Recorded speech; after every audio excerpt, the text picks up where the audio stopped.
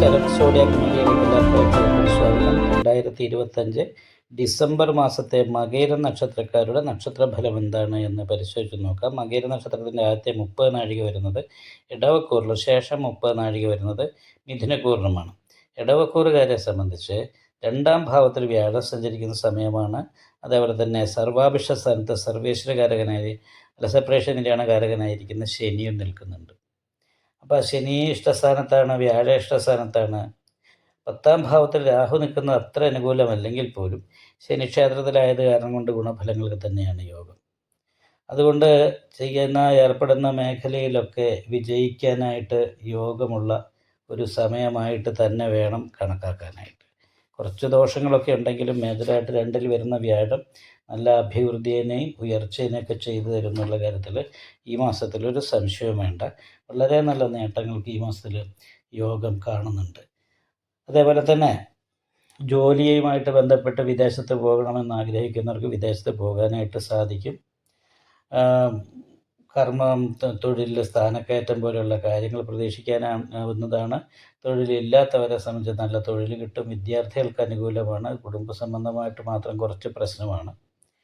കാരണം എന്താ വെച്ചിട്ടുണ്ടെങ്കിൽ അഷ്ടമത്തിൽ ചൊവ്വയും രാഹുവും കൂടി നിൽക്കുന്നേരം വീട് വിട്ട് നിൽക്കുക, വീട് വിൽപ്പന പോലെയുള്ള കാര്യങ്ങൾ, വീടുമായിട്ട് ബന്ധപ്പെട്ടുള്ള ശത്രുദോഷം, കലഹം, അതിൻ്റെ പേപ്പറുമായിട്ട് ബന്ധപ്പെട്ടുള്ള വിഷയങ്ങൾ, ഇങ്ങനെ പല രീതിയിലുള്ള തടസ്സങ്ങൾ ഉണ്ടാകാനുള്ള സാധ്യതയുണ്ട്.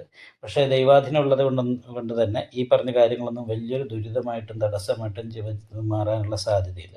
എന്തായാലും യാത്രകൾ പ്രത്യേകിച്ച് ഒന്ന് ശ്രദ്ധിക്കുന്നത് നല്ലതാണ്. മറ്റുള്ള കാര്യത്തിലൊക്കെ അനുകൂലമായിരിക്കുന്ന ഗുണഫലങ്ങളൊക്കെ തന്നെയാണ് നേടാനായിട്ട് യോഗം കാണുന്നത്. എന്നാൽ മകയിര നക്ഷത്രത്തിൻ്റെ അവസാനത്തെ 30 നാഴികയിൽ ജനിച്ചവരെ സംബന്ധിച്ചിടത്തോളം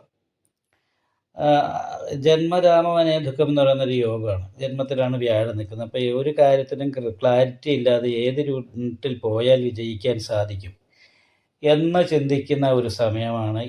നമുക്ക് ഒരു കൃത്യത ഒരു കാര്യത്തിനും കിട്ടാത്ത ഒരു മാസമാണ്. കർമ്മസ്ഥാനത്ത് 10ാം ഭാവത്തിലാണ് ശനി നിൽക്കുന്നത്. അത് കാരണം കണ്ടകശനിയുടേതായിരിക്കുന്ന ഒരു ദോഷമുള്ളത് കാരണം ധനനഷ്ടം, വീട് വിട്ട് നിൽക്കാനിട വരിക, അതേപോലെ തന്നെ രോഗദുരിതങ്ങൾ അനുഭവിക്കുക, മാനസികമായിട്ട് ടെൻഷൻ ഉണ്ടാകുക, ഇങ്ങനെയുള്ള കാര്യങ്ങൾക്കാണ് യോഗം. ഭാഗ്യസ്ഥാനത്ത് രാഹുവാണ്. ഭാഗ്യത്തിനിടയ്ക്ക് മുറിവ് സംഭവിക്കുന്നുണ്ട്.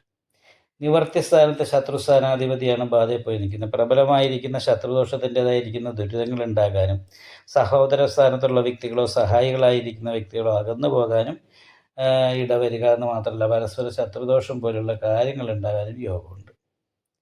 അപ്പോൾ ഭാഗ്യസ്ഥാനത്ത് രാഹു നിൽക്കുന്നതിനും ഭാഗ്യത്തിന് ഇടയ്ക്കിടയ്ക്ക് മുറിവുകൾ, ഏറ്റക്കുറച്ചിലുകൾ ഉണ്ടാകുക എന്ന് പറയുന്ന ഒരവസ്ഥയുണ്ട്.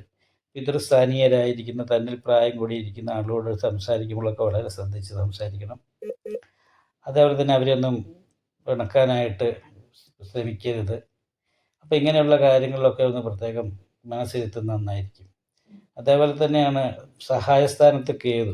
അപ്പോൾ ഒരാളുടെ സഹായിക്കുമെന്ന് പ്രതീക്ഷിച്ചാൽ ചിലപ്പോൾ അത് സഹായിക്കാൻ അവരുടെ ഭാഗത്തു നിന്ന് അനുകൂലാവസ്ഥ ഗുണം കിട്ടിയില്ല എന്ന് വരും.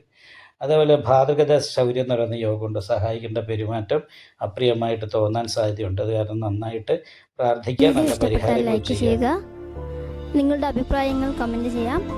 ജ്യോതിഷവുമായി ബന്ധപ്പെട്ട കൂടുതൽ കാര്യങ്ങൾ അറിയാൻ ഈ ചാനൽ സബ്സ്ക്രൈബ് ചെയ്യുക. ഞങ്ങളുടെ ഓൺലൈൻ കൺസൾട്ടൻസി നമ്പർ താഴെ ഡിസ്ക്രിപ്ഷൻ ബോക്സിൽ കൊടുത്തിട്ടുണ്ട്. ആവശ്യമുള്ളവർക്ക് കോൺടാക്റ്റ് ചെയ്യാവുന്നതാണ്.